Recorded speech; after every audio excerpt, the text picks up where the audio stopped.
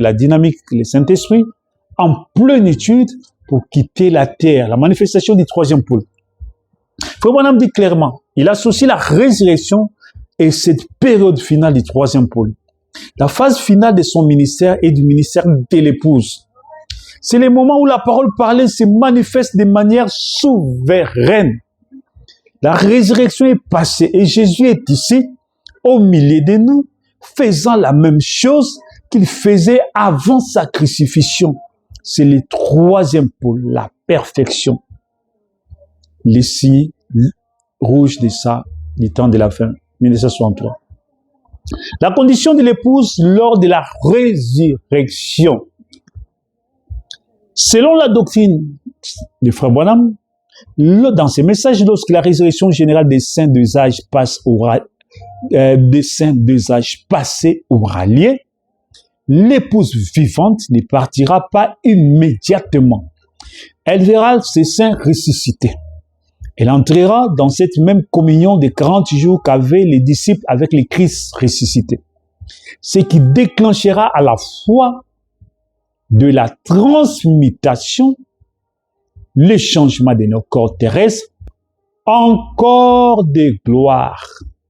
Conclusion de la présentation. Cette conclusion doit marteler cette vérité, de vérité indiscutable.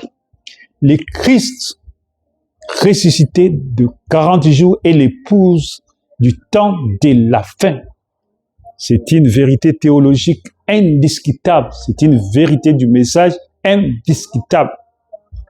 Jésus n'est pas monté au ciel directement après sa résurrection, parce qu'il fallait un temps de transition pour ancrer la foi de la résurrection chez les élus.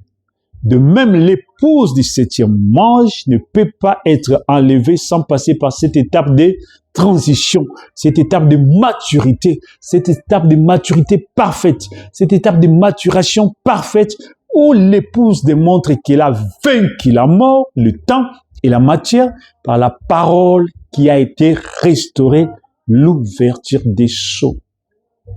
Matthieu 27, 52, 53. Les sépulcres s'ouvrirent, plusieurs corps des saints étaient morts, ressuscitèrent. Et, étant sortis du sépulcre après la résurrection de Jésus, ils entraient dans la ville sainte et apparurent à un grand nombre de personnes inclus dans les 40 jours de Jésus-Christ par rapport à l'épouse après l'ouverture des sceaux et la période juste avant l'enlèvement. Comment Frère Branham explique ces versets? Son approche métaphorique par rapport à l'épouse du temps de la fin. Pour sortir vainqueur